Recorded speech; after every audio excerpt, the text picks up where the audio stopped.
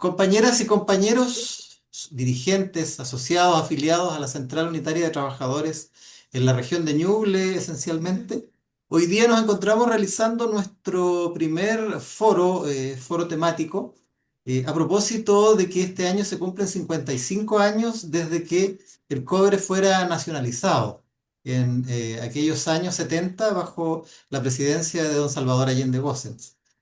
Entonces, para reflexionar sobre esta materia, tenemos hoy día una invitada de lujo que nos va a expresar algunas ideas y algunas respuestas, algunas inquietudes que le vamos a expresar acá y la vamos a presentar. Nuestra compañera se llama Ana Carolina Lamas Aguirre. Ella es dirigente sindical, es presidenta de la Confederación de Trabajadores del Cobre de Chile. Eso ha sido directora de Chile Valora, es consejera nacional de la Central Unitaria de Trabajadores de Chile, hoy día encargada de la ramal minera de la CUT. Y me aparece acá en el sistema que es presidenta de la Federación de Sindicatos del Salvador, que la verdad es que yo le pedí una autobiografía a la compañera y ella fue muy modesta, me puso un tip de dos o tres cositas nomás, así que me tomé la libertad, compañera, de usar la IA y buscarla por Google ahí, y me aparece hartos elementos que los omito porque son extensos y que da cuenta de su importante trayectoria, pero aquí los vamos a ir conociendo. Así que, compañera Ana, le ofrezco la palabra para que nos salude y enseguida procedemos a hacerle algunas consultas que traemos preparadas.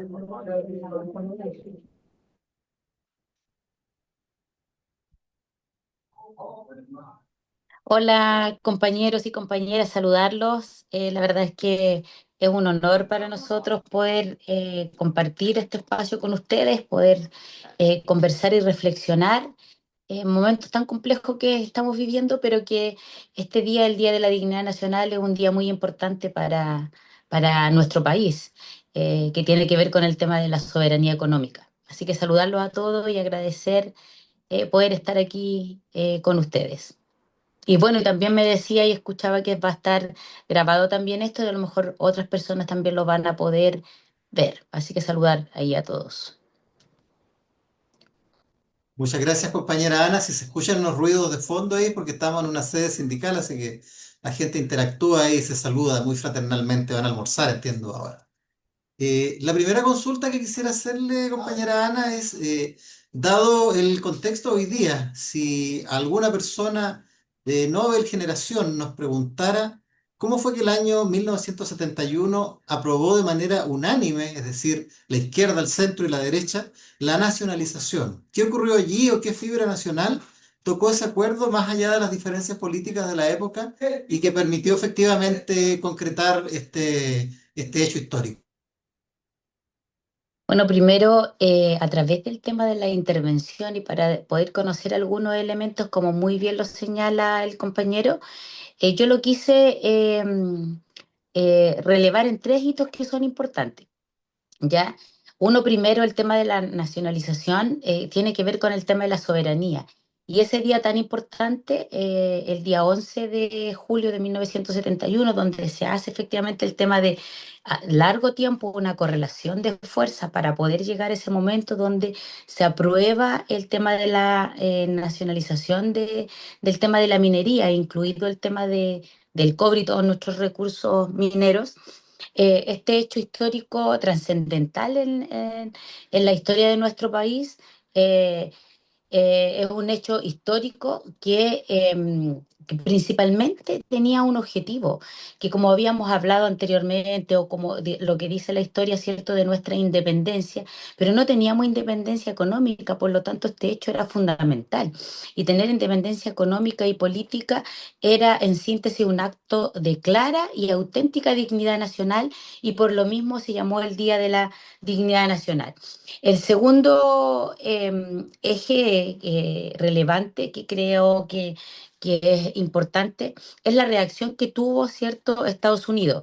Estados Unidos, heridos de sus intereses y en su complicidad con los grandes poderes económicos privados dentro de Chile, promueve y financia un golpe de Estado que surgió en nuestro país y que duró 17 años con una feroz y sangrienta dictadura en nuestra historia y una de las más sangrientas en Latinoamérica, y que abordó el proceso de la nacionalización para volver a entregar la minería chilena a capitales extranjeros. La teníamos antes como capitales extranjeros, surge todo esto del tema de la correlación de fuerza que se hace, ¿cierto? En el Parlamento se aprueba el 11 de julio y lo que significaba para nuestro país el tema de la dependencia económica, que era fundamental.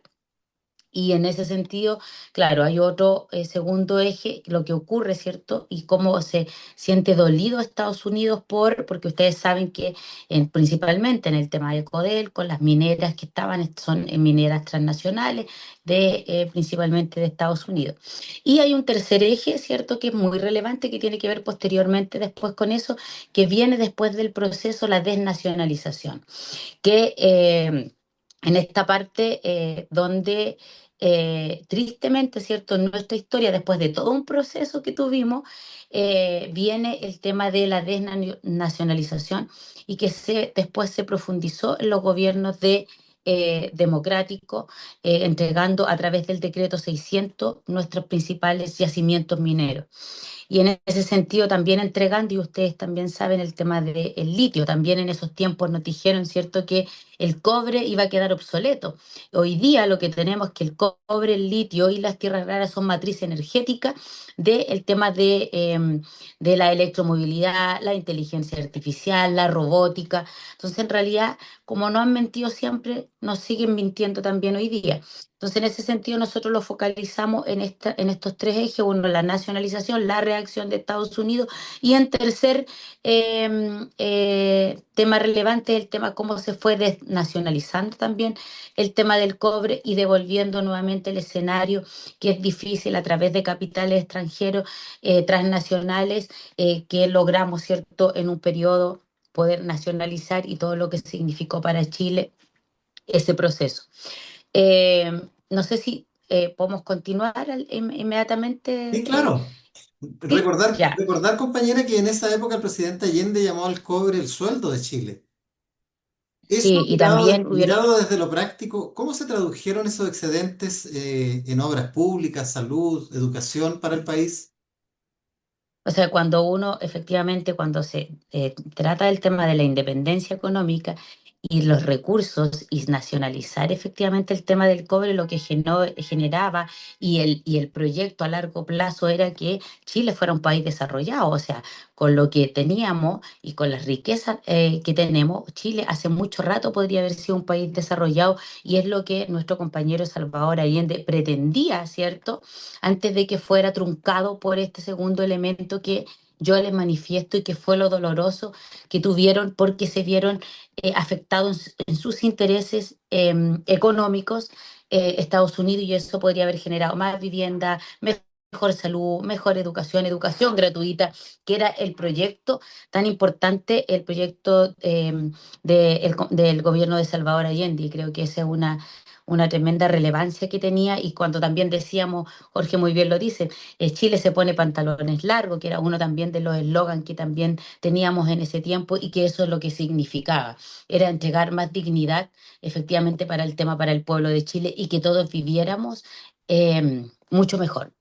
Y en esto, el legítimo derecho de Chile sobre sus recursos naturales. O sea, son nuestros recursos naturales, y por obviamente el tema de el cobre y todo el tema de la minería en nuestro país, eh, que fue un acto, ¿cierto? No un acto ni de capricho, sino que tenía que ver con eso, tenía que ver con un proyecto popular del gobierno de nuestro compañero Salvador Allende. En esto hay una frase que es muy importante, que nosotros siempre la destacamos, que dice que el derecho de los pueblos y de las naciones a la soberanía permanente sobre sus riquezas y recursos naturales deben ejercerse en interés del desarrollo nacional y el bienestar del pueblo, del respectivo pueblo y del Estado. Yo creo que eso es una de las frases que son importantes también.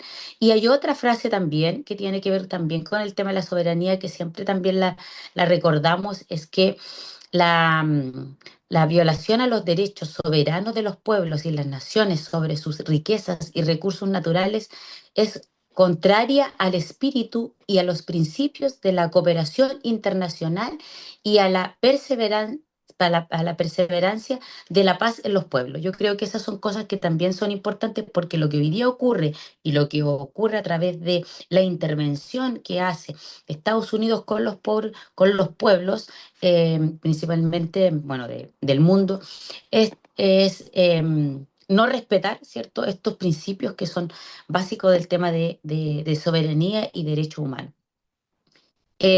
Como habíamos hecho un avance y que no logramos concretar profundamente con todo el tema de la nacionalización de nuestros recursos naturales, lo que existe es un retroceso histórico que en esto, y también hay una cosa que es importante, porque cuando se aprueba el tema de la nacionalización del cobre, y queda en la Constitución, y que es una cosa que es muy fundamental, es que dice que el Estado tiene el dominio, es exclusivo y inalienable y prescriptible de todas las minas. Eso todavía está y está en la Constitución. Lo que hay hoy día, cierto que a través empieza en este pleno proceso del tema de lo que ocurre en el Congreso, y Chile vive después una profunda crisis que se manifiesta en el estancamiento económico, cuando yo les decía, cierto, que hacemos estos tres ejes de separación, porque lo que también podemos combatir con esto, cuando hay mejores recursos para el Estado y generar política pública, es combatir el tema de la pobreza. Y en eso el problema que tiene Chile y que tenemos como país, que somos un país tremendamente rico, con nuestras riquezas naturales, pero que en realidad hoy día, cuando se hace después la desnacionalización, se entregan nuestros mismos recursos nuevamente a capitales extranjeros. Sí, compañera Ana, y a propósito La, de crisis, en los años 80 hay algunos economistas que sostienen que si Chile no hubiese tenido el cobre nacionalizado, el Estado habría quebrado. ¿Qué opina usted de esa aseveración? ¿Está de acuerdo y por qué? O sea, efectivamente, hoy día, si nosotros lo llevamos a hoy día, por ejemplo, el cobre hoy día está en precio histórico. Decíamos antes, ¿cierto?, que nos habían dicho que el cobre iba a quedar obsoleto porque lo entregan nuestra soberanía, que ya estaba nacionalizada, nuevamente a mano extranjera, y lo que significa es que las empresas vienen, así como vienen, sacan el cobre, se llevan toda la riqueza y lo que nos dejan a nosotros, porque hay una política extractivista que no genera ni conocimiento ni valor agregado. Por lo tanto, lo que ocurre en eso, si no estuviera nacionalizado y no hubiese quedado efectivamente en el tema de la Constitución, lógicamente no tendríamos recursos para poder financiar el tema del Estado y la política pública. Por eso que efectivamente lo que se decía, y tú bien lo señalabas, Jorge, es que podría quedar el Estado en quiebra, porque quien genera mayores recursos para el Estado, y en este caso solamente eran las empresas del Estado. Y hoy día son muy pocas las empresas que crean del Estado, y una de esas es Codelco. Hoy día el cobre está en precios históricos. Este año va a estar en un nivel de 592. ¿Ya? ¿Y eso qué significa? Que va a generar más recursos al Estado para generar efectivamente política pública. Entonces, en ese sentido, lo que yo les decía, y a través de lo que hoy día ocurre, que a través de la soberanía que todavía tenemos y que todavía tenemos a Codelco en manos del Estado, pero ojo, aquí hay una cosa que es importante también, que tiene que ver con lo que quieren hacer hoy día. Perder mucho más el tema de la soberanía, despojar lo que tiene el tema del Estado, y aquí está lo que es peligroso y lo que está planteando el gobierno de José Antonio Kast a través de la soberanía nacional del cobre, que se pone en peligro, y tenemos una experiencia histórica demostrada con los gobiernos de derecha y aún más con los gobiernos de ultraderecha, que han entregado nuestra riqueza a transnacionales. Con una mentira, ¿cierto?, que instalan de decir que no tenemos plata, que no hay recursos. Y Chile efectivamente es un país tremendamente rico. Yo lo que les decía, que solamente en oro aumentó las ganancias en un 21%. Y el cobre también está más o menos por ahí, que va a aumentar por el tema del precio del cobre y por lo que yo les decía, porque va a aumentar efectivamente el tema de la demanda de cobre. Pero lo que está planteando este gobierno es que ustedes saben que tenemos a Codelco estatal, pero aparte Codelco tiene activos en otras mineras, por lo mismo que yo les señalaba anteriormente. Por ejemplo, en el Abra y en Quebrada Blanca. Y lo que están planteando ellos es despojarse de en los activos que tiene en el Abra y en Quebrada Blanca para, y eso es lo que va a ocurrir, que no vamos a recibir menos recursos. O sea, lo que ellos están diciendo es despojarse de los activos, seguir con Codelco estatal y te dejan una cosa bien encubierta de decir no, no, que no se va a privatizar. Por eso hay que tener mucho ojo porque esto, el tema de la soberanía hoy día para poder terminar con el tema de la soberanía está en peligro. Entonces tenemos que estar muy atentos con respecto a eso. ¿Y cuál es nuestra posición como trabajadores de la minería en este sentido? Y en este escenario tan complejo que estamos como Confederación de Trabajadores del Cobre, que estamos en plena conciencia de lo que significa tener los recursos para el Estado y lo que significa del tema de generar política pública como por ejemplo lo que él está instalando, ¿cierto? Que dice que no hay recursos y por lo tanto hay que recortar y hay que bajarle el 3% a cada ministerio porque no, el Estado no tiene plata. ¿Y por dónde le entra plata al Estado? Y por dónde le entra plata al Estado principalmente hoy día es a través de Codelco. Codelco entrega una cantidad importante de recursos al Estado para generar política pública. Vienen los simples compañeros con lo que usted me acaba de señalar. O sea, si el cobre no estuviera nacionalizado, estuviera netamente en manos extranjeras, como lo era antes del 71, eh, no tendría recurso el Estado para generar efectivamente todo lo que necesita para educación, para salud, para vivienda. Cuando ya nos están diciendo que hay que recortar, que ya se recorta en el tema del 3% y lo que significa eso en salud, en educación, en vivienda. Para todo el pueblo en general y cómo avanzamos efectivamente a un país desarrollado. Si hoy día con la política que ellos están instalando vamos a retroceder 20 años y si es que no más. Entonces, hay que estar atentos porque lo que tenemos que hacer es conciencia en nuestros compañeros, en la ciudadanía, de la importancia que tiene que el Estado tenga la nacionalización de sus recursos y principalmente el cobre y el litio. Lo que les decía con esto, compañeros, es que desde que nosotros nacimos como Confederación de Trabajadores del Cobre, la Confederación de Trabajadores del Cobre es la organización nacional y que agrupa a los trabajadores subcontratados de la minería, pero los más precarizados del sector. En la interna de Codelco, el 80% de los trabajadores son subcontratados. O sea, ¿qué significa? Que estamos contratados y ejerciendo nuestra labor a través de una empresa que es, incluso hay empresas transnacionales y solamente el 20% está en manos de Codelco, o sea, de trabajadores propios.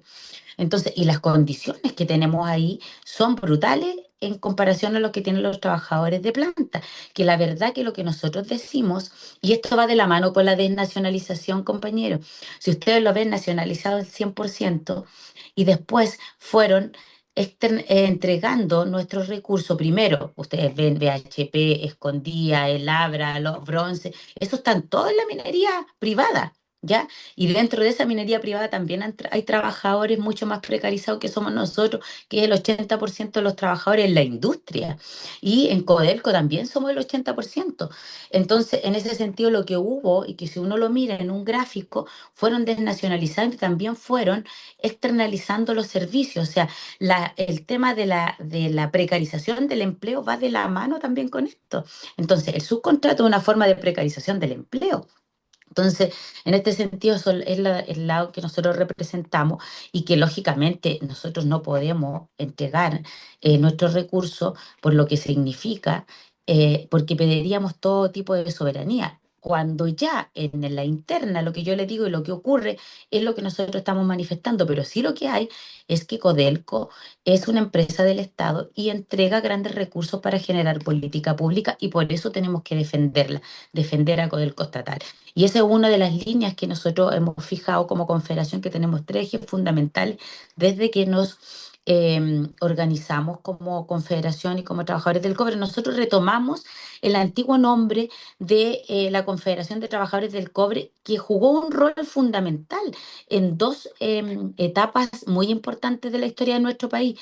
Uno, en la unidad popular y dos, en el tema de la renacionalización del cobre. O sea, la Confederación de Trabajadores del Cobre antigua, que nosotros la refundamos, porque la Confederación de Trabajadores del Cobre hoy día es la Federación de Trabajadores del Cobre, que son la Federación de los Trabajadores de Planta.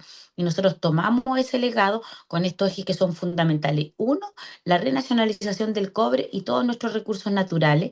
Dos, terminar con el subcontrato como una forma de precarización del empleo. Y tres, igual trabajo, igual salario. Entonces, si ustedes lo miran en estos aspectos que yo acabo de entregarles para el tema de la conversación y el debate, hoy día lo que tenemos es eso y que es brutal. Tenemos el litio y ustedes saben que fue entregado a la familia del dictador y que hoy día lo que se trató de hacer es tratar de hacer como un 50 y 50, que tuviéramos participación en el tema del litio, pero eso hoy día también está en peligro, el tema de la empresa nacional del litio, porque no se terminó con ese proceso. O sea, si ustedes también lo ven, lo que se genera en el gobierno anterior, que no es todo, lógicamente, pero que tratábamos de avanzar, ¿cierto? Eh, en lo que significaba el tema del royalty para el tema de las ciudades mineras, yo lo veo, por ejemplo, muy cercano en la región de Atacama, y que sí estábamos viendo el progreso como iba llegando en primera instancia con locomoción mucho más digna para los trabajadores, con buses eléctricos, y así se estaba tratando de ir generando más el desarrollo de nuestro país, pero que hoy día lo vemos netamente en peligro, compañero y compañera. Lo que esto significa, creo que es fundamental para lo que hemos estado conversando.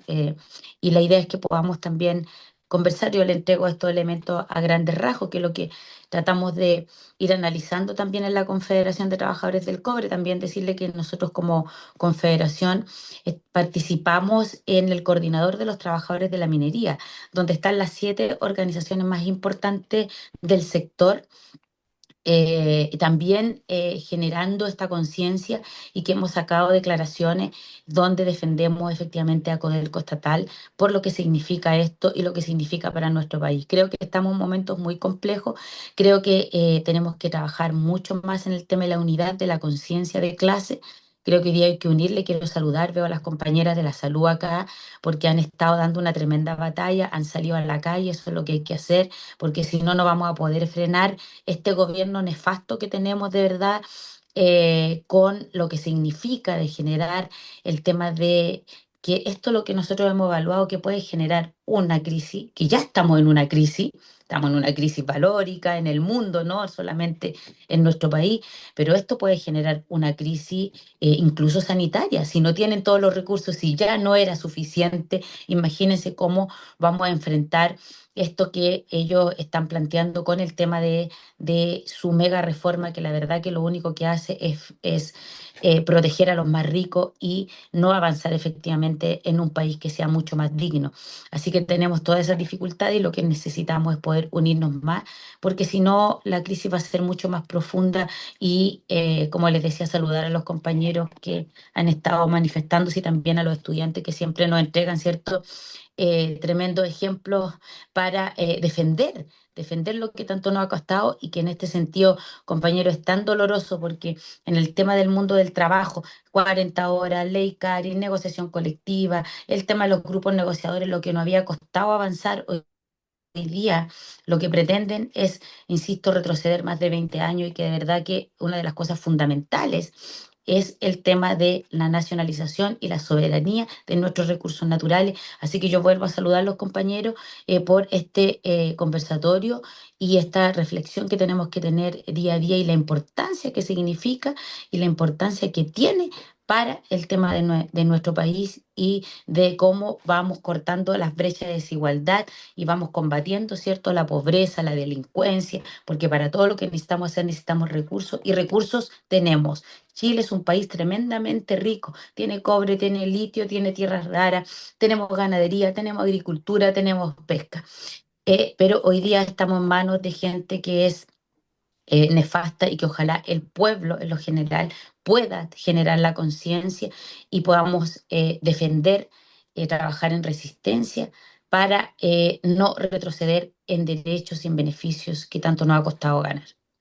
Sí, y a propósito de la Confederación de Trabajadores del Cobre, rendir un personal homenaje a don Rodolfo Seguel, que fue quien lideró la resistencia y la oposición a la dictadura en los años 80, que es el que ocupaba el cargo que usted ocupa hoy día, que es presidente de la Confederación. Así que muchas personas, sobre todo las más jóvenes que nos puedan ver, quizá ignoran este antecedente, pero no deja de ser interesante.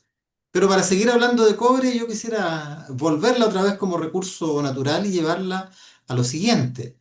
Y es que hoy día se discute el concepto de valor agregado que contiene este producto que se exporta. Y en su opinión, ¿sigue siendo la nacionalización del cobre un, entre comillas, negocio redondo para Chile? Si gran parte de lo que exportamos sigue siendo concentrado de cobre, o sea, materia prima, en lugar de productos elaborados. Un amigo empresario me dijo que él quiso comprar cañerías de cobre chilena y no encontró ninguna, eran todas coreanas. ¿Cómo lo ve usted, Ana? Mira, ahí lo que nosotros hemos hecho y hemos planteado como confederación, también ustedes saben que en el proceso constituyente también nosotros estuvimos defendiendo y tratando de que quedara mejor del tema de los recursos naturales con la renacionalización de los recursos. Y ahí planteamos, ¿cierto?, dos lógicas, porque lo que nosotros hemos trabajado y hemos visto que hay que terminar con la política extractivista. ¿Qué es lo que Chile tiene? Que tiene una política extractivista sin tener valor agregado y sin generar conocimiento, y eso lo que significa es cambiar la matriz y cambiar el tema de la forma como estamos haciendo las cosas. Tú muy bien lo señalabas, compañero, o sea, lo que nosotros hacemos es explotar materia prima. Sacamos y exportamos materia prima. Y en ese sentido, no tenemos ni las cañerías de cobre, o sea, no hay valor agregado en este sentido. Y aquí lo que hay que generar y hay que cambiar efectivamente el tema de cómo estamos haciendo las cosas, lo que hay que cambiar es la matriz productiva.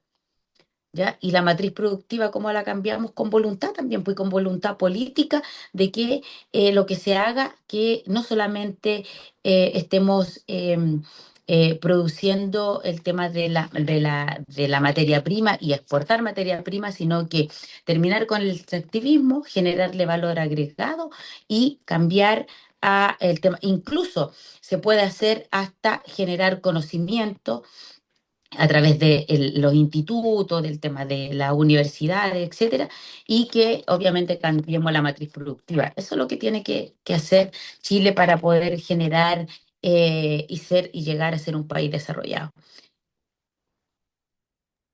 Perfecto, sí. En el Chile actual conviven la minería estatal y la gran minería privada. En su opinión, ¿este modelo chileno logra un equilibrio justo o la privatización posterior de algunos yacimientos debilitó el espíritu original de la ley promulgada en el año 71? ¿Qué opinión les No, merece? claramente, o sea, a través del tema del decreto 600, que es donde abre la puerta para que mineras extranjeras puedan volver a retomar algunos yacimientos que tiene Chile, eh, lo hacen a través de esta misma política. Por lo tanto, no alcanzamos ni siquiera, ¿cierto?, a terminar el proceso de la nacionalización cuando ya empezaron con el proceso de la desnacionalización, y que es donde yo ahí te señalaba, y por eso que yo quise ponerlo en tres hitos relevantes, que es lo que yo te decía, la nacionalización, pero lógicamente después la reacción de Estados Unidos, que viene después del 73. O sea, imagínense que el 71 fue la nacionalización del cobre, o sea, el proceso fue truncado a través de la fuerza, la brutalidad que hubo con el tema del golpe de Estado a sangre y fuego, ¿verdad? Donde instalan efectivamente otro modelo, porque aquí lo que hay que cambiar es un modelo, el modelo económico, donde cambia el tema de la matriz productiva, y eso es lo que se quería efectivamente llegar.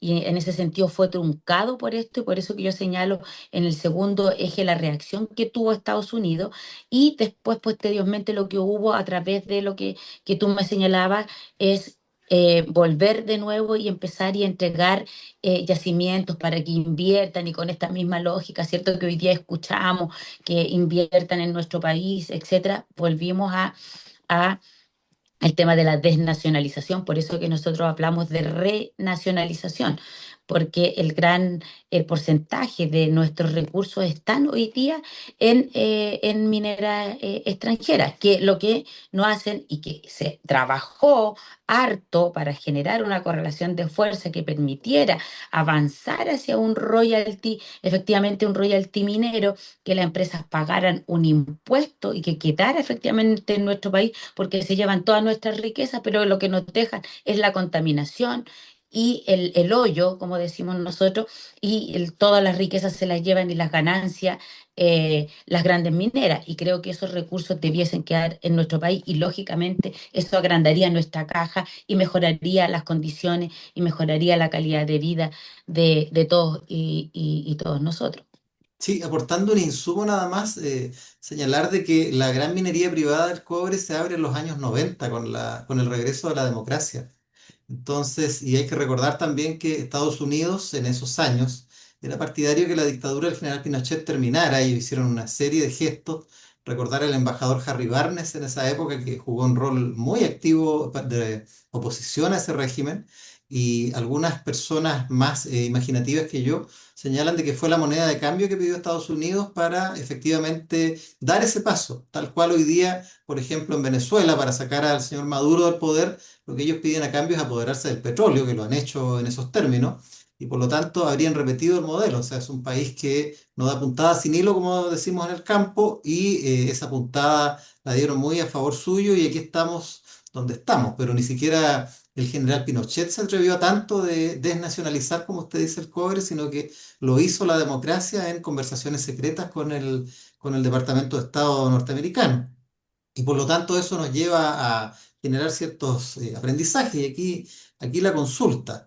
¿De qué manera el control estatal de este recurso posiciona a Chile en la geopolítica internacional sobre la base del aprendizaje de lo que significa tener el cobre, pero también los recursos que tenemos hacia futuro, como es el litio, como es el hidrógeno verde, y que algunos señalan de que convertirían a Chile en la, comillas, Arabia Saudita de Latinoamérica? Entonces, en ese contexto, ¿qué lecciones considera usted o qué aprendizajes tenemos de lo que fue la nacionalización del cobre con respecto a estos otros recursos naturales que hoy día tenemos y que tienen también tanta proyección de futuro como hoy día la tiene el cobre?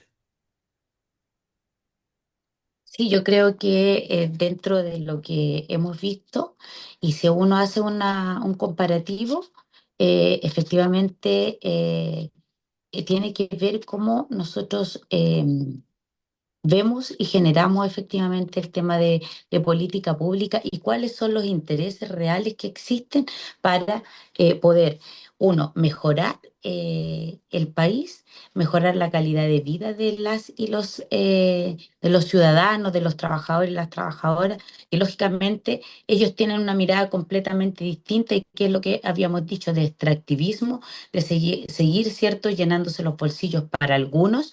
Entonces, dentro de lo que nosotros podemos ver es que de verdad la importancia que tiene y que tiene de tener para nuestro país nuestras grandes riquezas es fundamental y es prioritario.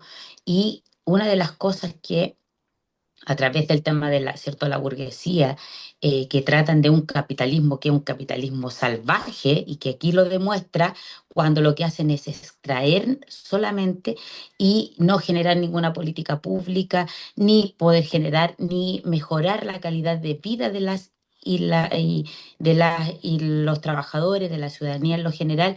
Por lo tanto, claro, lógicamente aquí lo que hay es que bajo ningún punto de vista podríamos seguir entregando nuestras mayores riquezas a empresas transnacionales, que lo que deja hoy día va a dejar efectivamente sin caja a un país si no tiene ingresos.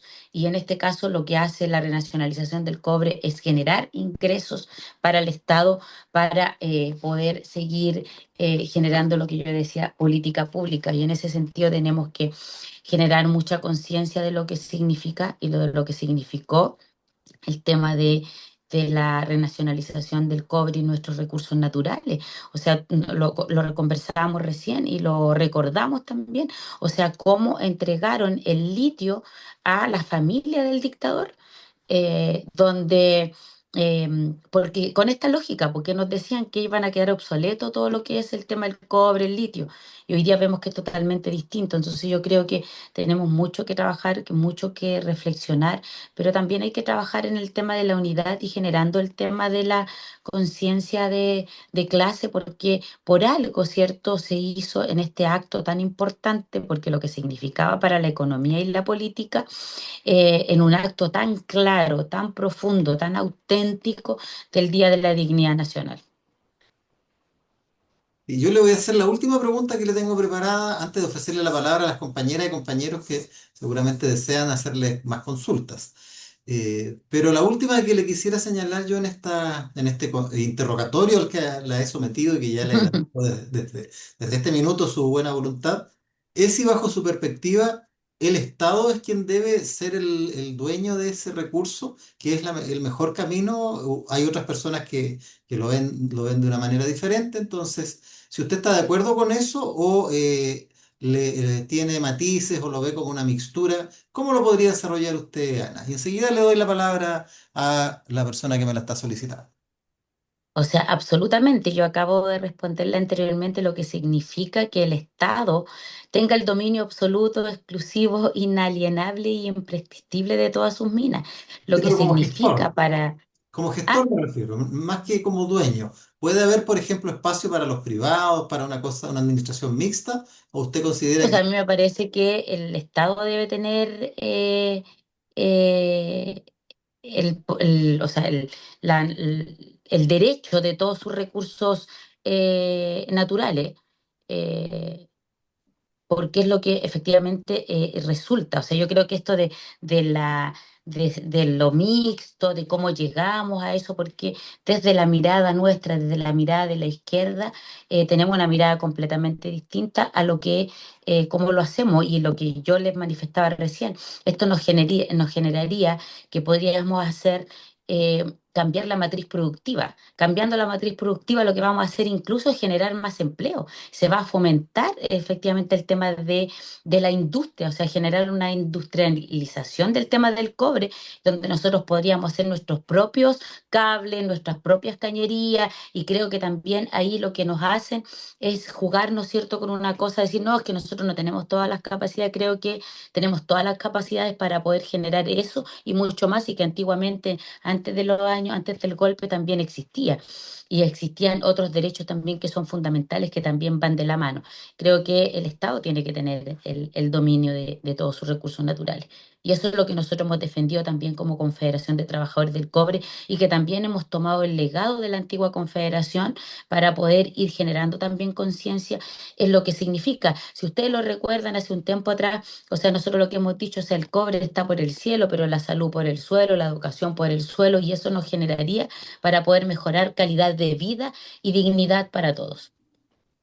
muchas gracias, compañera Ana. Yo le voy a ofrecer la palabra al compañero Nicolás Murray, que parece que viene caminando, pedaleando, no lo sé, pero le pido que abra su micrófono y Ah, haga su consulta o su comentario, compañero. no, no, estamos caminando, vamos camino al hospital en este momento. Bueno, en realidad me hace mucho sentido lo que mencionan y me gustaría consultar por qué opinas sobre el ciclo político actual, porque me imagino de que en algún momento se produjo una crisis, se nacionalizó, luego hubo un punto medio, este híbrido que hablan sobre entre público-privado y ahora que quieren vender o saquear un poco el Estado, se podría generar de nuevo como reiniciar el ciclo político. Entonces, está extraño. Esa es una pregunta que me gustaría plantear el día de hoy. Gracias, compañero. Compañera, por favor, le concedo la palabra.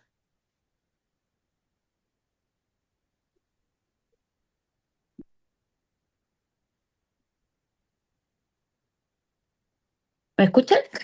Ahora Sí, sí. no podía activar el micrófono, me pasa siempre.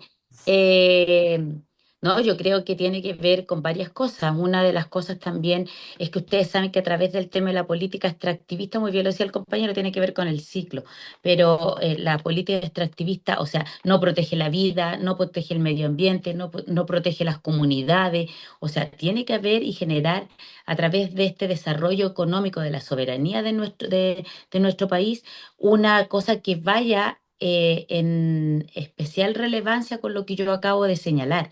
Y para eso el tema del cobre, el litio, el agua, los bosques, los recursos marinos, o sea, por eso que tienen que estar efectivamente en el tema en manos del Estado y garantizar bienestar para las futuras generaciones. Eso es lo que necesitamos, fortalecer la soberanía nacional administrada efectivamente por el tema del Estado y que impulse un desarrollo económico. Yo creo que esos son como efectivamente como lo es que tenemos que hacer y que tiene que ir también de la mano, porque ustedes también saben de que desconocen también efectivamente el tema de los cambios climáticos. Entonces también tenemos que ver que son otros desafíos que tenemos en el tema del futuro. ¿Cómo vamos a enfrentar efectivamente el tema de los cambios climáticos con el tema de los bosques? Los humedales, ya sabemos lo que habían planteado, ¿cierto? Con los humedales, las fuentes de aguas que tenemos. Para el tema del desarrollo de la minería se requiere recursos de agua. Ustedes saben que en algunas mineras han ¿cómo se dice la palabra? Desalizar el agua del mar. Desalinizado. Claro, que han generado también eso para poder ir desarrollando el contexto del tema de la minería, en lo que esto significa, pero cómo generamos un equilibrio en el tema del desarrollo productivo en el proyecto y en el proceso de la protección del medio ambiente, con respeto a las comunidades, con trabajo digno. Eso tiene que ir efectivamente de la mano. Estos son los desafíos que hoy día efectivamente enfrentamos, pero que los vemos también muy en peligro con todo lo que hoy día significa de tener un gobierno de ultraderecha, fascista, que lo que hace es que quiere profundizar el extractivismo y profundizar, ¿cierto?, los lazos que tiene con, efectivamente, con Estados Unidos y que va completamente distinto a lo que nosotros hemos planteado y a defender nuestra calidad de vida a través de una economía, una independencia y un mejor futuro y desarrollo para nuestro país. Gracias, compañera Ana. Le ofrezco la palabra a la compañera Lisette para que haga su consulta o su comentario. Compañera, abra su micrófono, por favor. Gracias.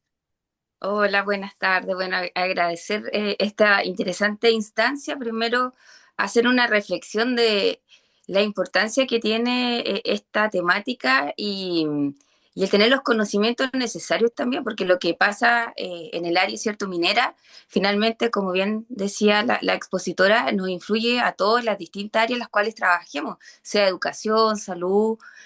Yo misma soy dirigente de una asociación de servicio público, entonces esto debería ser un tema que nos compete a todos y no solo a quienes trabajan en esta área. Eso a modo de reflexión. Lo otro, preguntar, me gustaría saber cuál es la participación, no sé si existe como el dato estadístico, de las mujeres en la minería, porque históricamente, ¿cierto?, siempre ha sido un área mayoritariamente donde participan los hombres, de hecho, por la forma, ¿cierto?, de extraer muchas veces los minerales, por los peligros que implican, pero hoy en día las mujeres, ¿cierto? Hemos ganado espacio en los distintos ámbitos laborales, nos hemos especializado y también esta pregunta va asociada a la alta tasa de desocupación que tenemos, especialmente en las mujeres. Entonces, eso por una parte. Y lo otro, ¿cuáles son las profesiones que actualmente más se están demandando en el área de la minería? Porque también sabemos que actualmente hay una crisis en la educación en el sentido de que hay muchos profesionales o muchos ingenieros, ¿cierto? Y dicen que faltan técnicos o especialistas, ¿cierto?, en el área minera. Entonces, tengo esas dos inquietudes. Muchas gracias. Gracias, compañera Lisette. Compañera Ana, escuchamos su intervención. Y está silenciada, le aviso.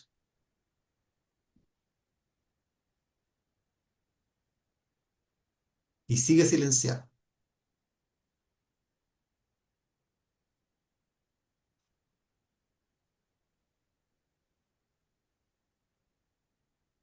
Mientras encuentra el micrófono nuestra compañera, señalar que este es un foro de la Central Unitaria de Trabajadores de Ñuble.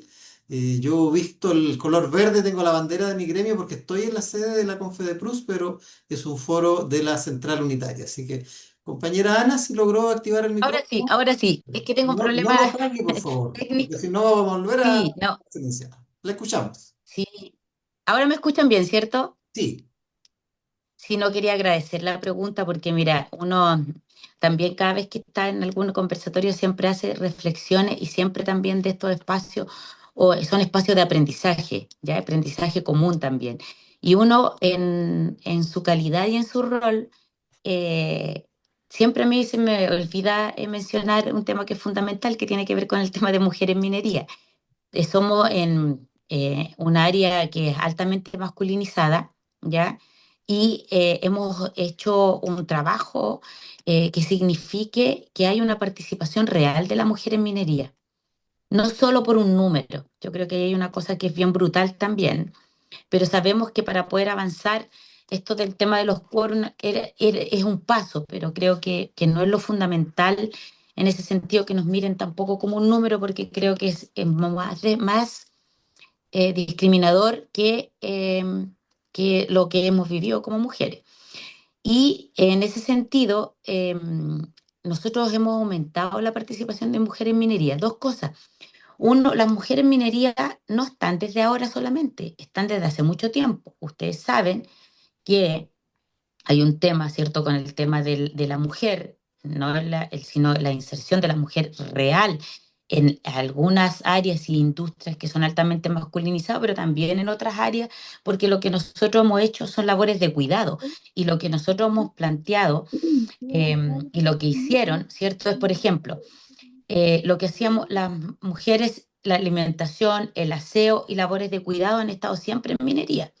Ya había un porcentaje de un 12% de mujeres y hoy día aumentó la fuerza laboral de mujeres en un 20%. Pero ahí nosotros, de esta parte, desde nuestra responsabilidad, nosotros hemos planteado que esa política debe ir de la mano con las condiciones laborales, porque en la mujer en minería, las condiciones en minería son condiciones bien complejas. Eh, Estamos trabajando en altura, en el cerro, los turnos son de 12 horas. O sea, en realidad tienen varias cosas que son bien complejas, pero que creemos que también va de la mano y basado en cambios culturales y compromisos efectivos y reales, con voluntad real de las empresas y de las organizaciones del sector para poder aumentar la participación. Hoy día existen en otras áreas, por cierto, ustedes saben que anteriormente incluso había en los años 90, si no me equivoco, logramos que no estuviera como una normativa, o sea, existía que la mujer no podía entrar en minería, no era solo un mito que habían instalado, sino que estaba incluso en una normativa y después de los años 90 recién pudimos eliminar eso a través de la unidad de las mujeres y que hemos efectivamente ganado espacio, como bien lo decía la compañera. Creo que el tema de la minería es un trabajo riesgoso, forzoso, que nosotros lógicamente tenemos todas las capacidades, no solamente para estar ahí, sino que en cualquier área las mujeres, y que lo que debe haber acá es que contribuya efectivamente, pero con condiciones que nosotros tenemos. Nosotros hemos visto mujeres que y hemos estado haciendo este recorrido por algunas faenas y, o sea, las condiciones, decirle compañera, por ejemplo, condiciones mínimas y básicas que reclamamos nosotros del tema de los baños. O sea, no pueden tenernos baños químicos que los limpian cada 4 días y que en realidad las condiciones para nosotros las mujeres son completamente distintas. Entonces, por eso que hay una cantidad, aumentó el porcentaje, un 20% de mujeres, pero ¿cuántas de esas mujeres, que son preguntas que nosotros nos hacemos y le hacemos a la industria y que no nos responden, se quedan en minería por todo lo que yo les acabo de señalar? Pero también la industria se ha generado también un desafío es de aumentar el 30% de mujeres en minería, pero lo que nosotros hemos planteado es eso, que no solamente sea por cumplir un número, sino que también con condiciones dignas y que efectivamente nosotros a través del liderazgo, de las formas de trabajar que tenemos, podemos contribuir efectivamente a esta área, con la diversidad en el tema del trabajo, con mejores resultados para el tema de la organización, somos creativas, etcétera, y tenemos todas las condiciones efectivamente para eso. Creo que tenemos desafíos en eso. Hay un tema de reducir el tema de las brechas salariales y asegurar el tema de la igualdad de oportunidades para las mujeres en el sector y mejorar el tema de la conciliación. Aquí va de la mano con el tema de la conciliación de la vida laboral, familiar y personal. Si no tenemos conciliación, si no tenemos corresponsabilidad parental, va a ser mucho más complejo que las mujeres estemos de verdad insertas en todas las áreas y principalmente en las áreas que son netamente masculinizadas, como es en el tema del sector de la minería. Cómo tenemos que prevenir, sancionar, ver el tema, y para eso es muy importante el tema de la ley Karin, que está, porque ustedes saben que la condición también en el tema de los ámbitos y de los ambientes de trabajo, que tiene que tener un ambiente de trabajo seguro y respetuoso, y garantizar, de tener las garantías, ¿cierto?, de las instalaciones adecuadas, que es lo que yo les decía, de protección personal, el tema de las condiciones mínimas y básicas de higiene y seguridad, y en ese sentido creo que es lo que hemos estado trabajando en el tema de la minería, y también para abrir un camino a las nuevas generaciones que les permita con mayor tranquilidad cambiar el tema de las culturas que están instaladas en la industria, fortalecernos y mejorar los ambientes laborales basados en desarrollarnos también profesionalmente en igualdad de condiciones. Y la otra pregunta que me hacía la compañera se me olvidó. Era con respecto a cuáles son las áreas que requieren más trabajadores, referente a la especialización de los trabajadores que requieren actualmente en la minería. Algunas áreas necesitan, por ejemplo, técnico en algo específico, ha ido cambiando un poco el perfil de los trabajadores que se requieren en el área, a eso apunto, a la especialización. Mira, tenemos varias dificultades y desafíos que tenemos que ver en el tema del mundo de la minería. Cuando nosotros le hablábamos del tema de la matriz energética, y hoy día se va a aumentar la demanda de cobre, casi en un 30%. Eso no solo lo decimos nosotros, lo dice la industria, ¿ya? Y eso, lo que ellos están planteando, que se van a necesitar 30.000 puestos de trabajo. O sea, casi en todas las áreas. Esos se están viendo el tema de los estudios en cuáles se necesitan más, y efectivamente, lógicamente se necesitan técnicos, pero también hay varias cosas que va a hacer que van a hacer las máquinas, pero se van a generar otros puestos de trabajo. Por eso que a través de este panorama que se ha visto, donde nosotros em, hemos evaluado que van a haber una cantidad importante de puestos de trabajo, pero tenemos algunas dificultades, que son dos por lo menos que hemos visto en los estudios que hemos hecho nosotros. Una, se nos ha envejecido la población, y dos, los jóvenes no quieren entrar en minería. ¿Y por qué? Y por eso, como Confederación de Trabajadores del Cobre y como coordinador de los trabajadores en la minería, hemos estado por décadas peleando por el tema de la seguridad y salud en las minas.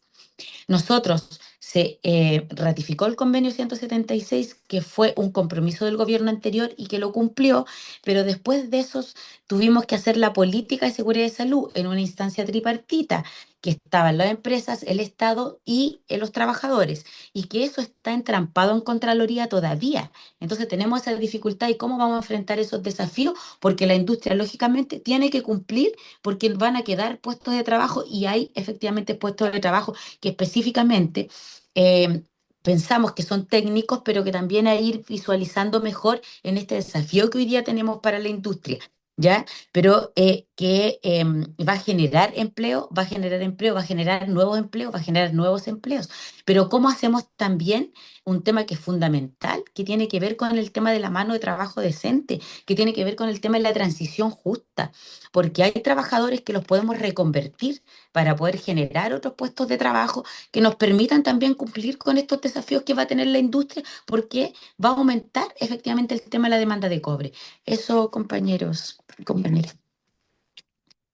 Gracias, compañera. Vamos a ir ofreciendo dos palabras, ya vamos a completar casi una hora de interesantísima conversación, pero es conveniente que tenga un ciclo este proceso de conversatorio, así que le ofrezco la palabra a nuestra compañera Paola para que haga su consulta o su comentario. Buenas tardes a todos. No sé si se escucha. ¿Se escucha bien? Perfecto. ¿Sí? Ya. Eh, Mira, de alguna forma algo contestó la compañera recién, pero me gustaría, la pregunta que yo estaba pensando era, ¿cómo influye el cobre en la transición energética mundial y por qué su control estratégico es clave para el desarrollo de Chile? Gracias, Paola. Disculpa, Compañera Ana. compañera, ¿cómo influye el cobre? ¿En qué me decía? En la transición energética mundial y por qué su control estratégico es clave para el desarrollo de Chile.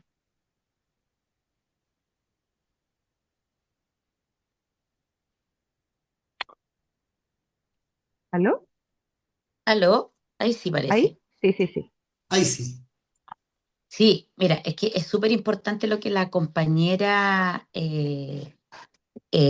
comenta, porque lo que yo les decía es que el cobre es matriz energética, o sea, no hay transición energética sin cobre, o sea, no puede haber en el mundo, ¿ya?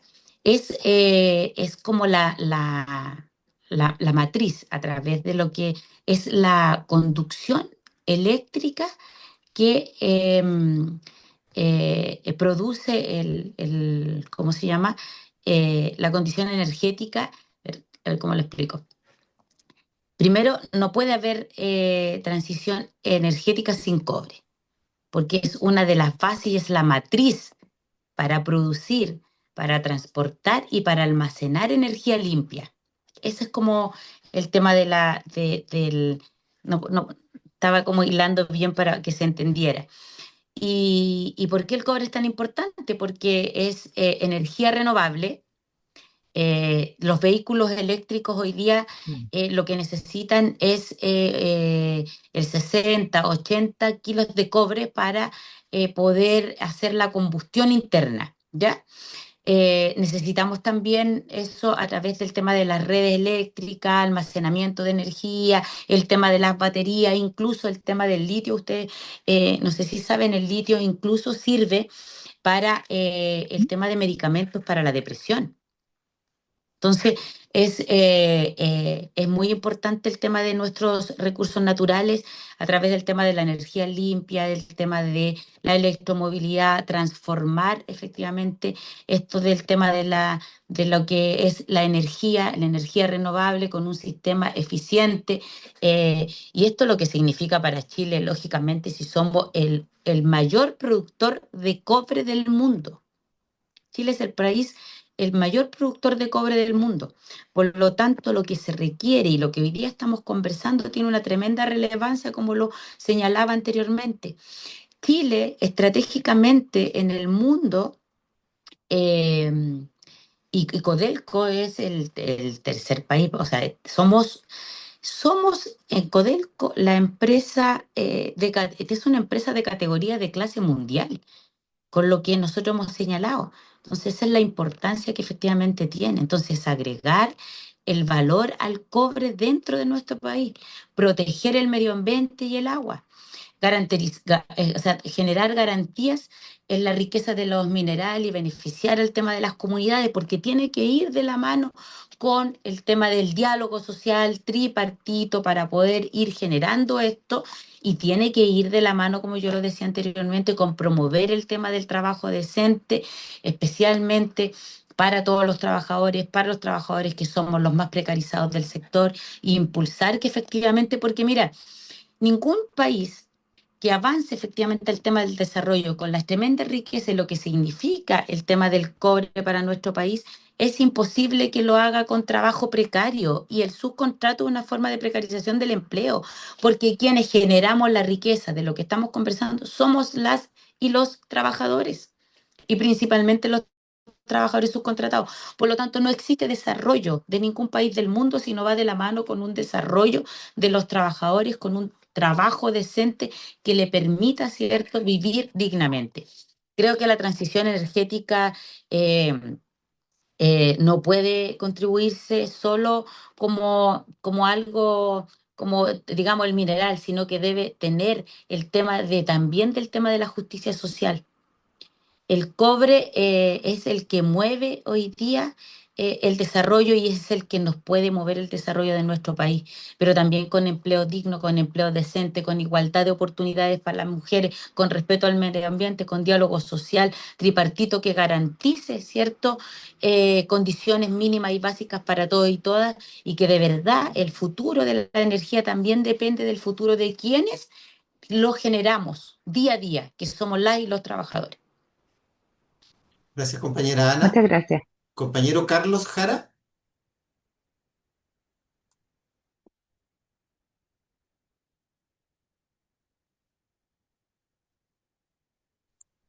¿Cómo estás? ¿Se escucha? Un abrazo. Se escucha, Un compañero. abrazo, compañeros. Proceda nomás. Ya. Primero me sumo a las palabras de agradecimiento, ¿cierto? Eh, Como reflexión se recalca la interrelación que existe entre los diferentes ámbitos en nuestro país, ¿cierto? Algo tan sensible como que un buen porcentaje, un gran porcentaje de la economía del Estado depende de la producción del cobre. Entonces eso también, a grosso modo, ¿cierto?, indica la importancia y la relevancia que tiene hacia la sociedad entera. Yo como dirigente de salud, uno de los mecanismos que se tuvo, ¿cierto?, para poder, entre comillas, justificar estas reducciones presupuestarias al Estado en salud, fue que por un lado se debía optimizar los recursos y por el otro día y por el otro, y esa optimización, ¿cierto?, iba principalmente enfocada al mal uso por una parte, ¿cierto?, y al sobreuso por otra. Lamentablemente, ya se ha escuchado, ¿cierto?, el mismo discurso con respecto al cobre. Se hace un análisis comparativo, burdo y grosero, por supuesto, entre las empresas estatales versus las empresas privadas con respecto a lo que es optimización de recursos y lo que es ganancia. Y bajo ese precepto es que ellos pueden, digamos, fundamentar que la mejor opción en este minuto sería la, la privatización, ¿cierto?, de lo que es el mecanismo. Aquí va esta reflexión. Uno, a saber primero cuál es la opinión, ¿cierto?, de los trabajadores, que lógicamente y entiendo y comparto, debe ser contraria. Y dos, el llamado, ¿cierto?, de cómo podemos entre todos, guiados por supuesto por ustedes, los trabajadores del cobre, a desmentir este discurso que se instaura y desmentirlo de manera categórica, ¿cierto? Y con los indicadores de que correspondan. Así que yo creo que por ahí va mi reflexión y mi pregunta, por supuesto, ¿cómo podemos hacer para desmentir esto? Eso, mi estimado, un abrazo. Gracias, Carlos, compañera. Sí, mire, yo creo que primero hay que elaborar, muy bien lo decía el compañero, yo no tengo todas las respuestas, lo importante es, y nosotros creemos mucho en el tema de estos conversatorios, de entregar herramientas, de fortalecernos en el colectivo, cómo en algún minuto, ¿cierto? Si ustedes se recuerdan el cobre para la educación, cómo revertimos, ¿cierto? Esto que ellos están instalando como un discurso de que no hay plata, de que el Estado no es eficiente, de que no sirve de nada, etcétera, etcétera. ¿Cómo revertimos eso y cuál es la importancia de nuestros recursos naturales, que yo muy bien lo señalaba anteriormente, pero es permitir, ¿cierto? ¿Qué es lo que permite? Permite mayores utilidades a través de nuestros recursos, a través del cobre para Chile. Estos recursos podrían destinarse, ¿cierto?, a financiar la salud, la educación, pensiones, la ciencia, la cultura, infraestructura, etcétera. Fortalecerla a través de la soberanía de nuestros recursos, que significa que nuestros recursos estratégicos para el desarrollo de la nación, para combatir el tema de la pobreza, para combatir el tema de la delincuencia que tanto hablan, ¿cierto? Porque necesitas recursos para poder ir generando políticas que vayan en beneficio de las y los ciudadanos, las y los trabajadores. Podríamos también hacer una planificación a largo plazo con algunos lineamientos de interés como país.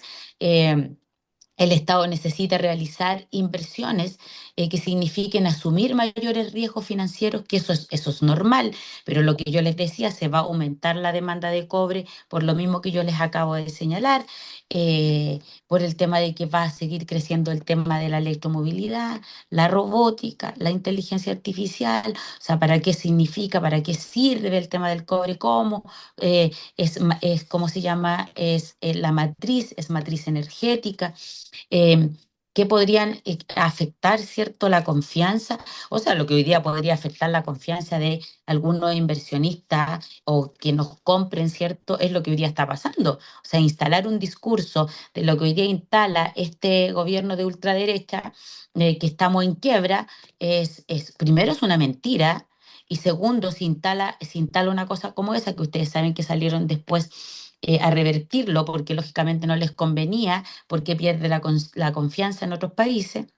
Entonces, ¿cómo vamos haciendo eso? El tema de la eficiencia, que dependa de la calidad de la gestión de las empresas públicas, y eso va a generar, ¿qué cosa? Un Estado fuerte, con capacidades, ¿cómo se llama? Tenga una renta minera, que vaya también, ¿cierto? Lo que hemos dicho del tema de que tanto nos costó instalar el tema de un royalty, pero que uno ha visto que efectivamente en algunas ciudades se ha generado, pero recién estamos viendo eso, si es todo es un tema de un proceso, pero tiene que ir también de la mano con la protección del medio ambiente, con el respeto a las comunidades, trabajo decente, negociación colectiva, harta de estándares de seguridad en la minería, y que ahí tenemos entrampado el tema de la política de seguridad y salud, que estamos peleando por eso también y luchando para que eso salga de la Contraloría y que efectivamente podamos eh, instalarla en el sector, que genere más confianza para los jóvenes para que puedan trabajar en el área, y que lo que significa de verdad que tengamos en manos del Estado eso y mucho más, en argumentos económicos, sociales, que afirman esta absoluta convicción que tenemos como trabajadores y trabajadoras y como pueblo en general. Agradecer a nombre de la Central Unitaria de Trabajadores de Ñuble y le vamos a pedir a la compañera Paola Vera, vicepresidenta de CUT Ñuble, que haga el cierre, porque nuestro presidente, como él dijo, va desplazándose y va conduciendo, así que no queremos que tenga un accidente. Compañera Paola, la escuchamos para que pueda cerrar esta jornada. Sí, ya, muchas gracias.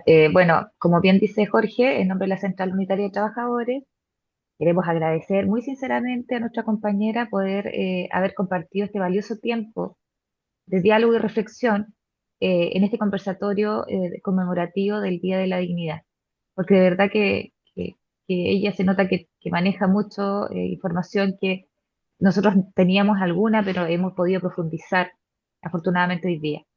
Bueno, su experiencia, compromiso y visión, como digo, nos ha permitido profundizar la importancia histórica que tiene esto y estratégica como un hito que representa la lucha por la soberanía de nuestros recursos y un desarrollo que beneficia a todas y a todos los chilenos, que ojalá todos así lo entiendan. Qué bueno que va a quedar grabado porque va a ser una forma de poderlo seguir difundiendo. Entonces, vuelvo a reiterar que agradecemos tu disposición, tus palabras y este aporte a través del debate que es tan necesario en estos tiempos actuales. Así que muchas gracias por tu tiempo y por todos los No, participantes. agradecerles, compañeros y compañeras, toda la plena disposición de poder reflexionar en conjunto, de cómo vamos generando efectivamente la conciencia de la importancia que se requiere, la importancia de este día. Por algo se llamó el Día de la Dignidad Nacional, porque significaba entregarle dignidad a nuestro pueblo, y creo que también hoy día tenemos tremendos desafíos, que tenemos que seguir fortaleciendo nuestra unidad para poder enfrentar lo que se nos viene en resistencia, pero no defender lo que tanto nos ha costado ganar. Creo que Chile, y bueno, es lo que hemos visto, Chile es un país netamente minero, aparte que tiene otros sí de sus recursos, pero Chile no va a crecer si no crecemos todos juntos. Así que un abrazo, compañero, mucha fuerza, mucha unidad, y a defender todo lo que nos ha costado por décadas ganar, y que lógicamente tenemos que resistir este, uno de repente no sabe cómo llamarlo, pero tenemos que trabajar en unidad y en resistencia, para poder enfrentar lo que se nos viene, y salir siempre victoriosos, porque siempre la lucha vale la pena. No descartar nunca el tema de la movilización, porque es lo que somos, y así vamos a defender y vamos a contribuir también. Así que un gran abrazo, agradecerles a todos y todas por la invitación. Muchas gracias a usted, Ana. Gracias a todos quienes participaron. Chao, abrazos.